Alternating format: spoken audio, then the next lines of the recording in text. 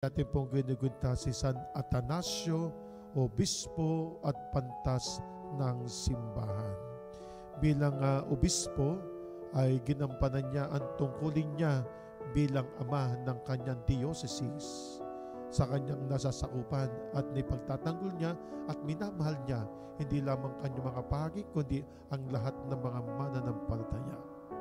Ipinagtanggol niya ito sa mga naniniil, sa mga nang-uusig at ang pananampalataya sa ating Panginoong Diyos, sa ating Panginoong Kristo ay ito'y matindi niya o malakas niya o matagumpay niyang naipaglaban sa mga naniniil at mga umuusig sa ating pananampalatayang Kristiyano.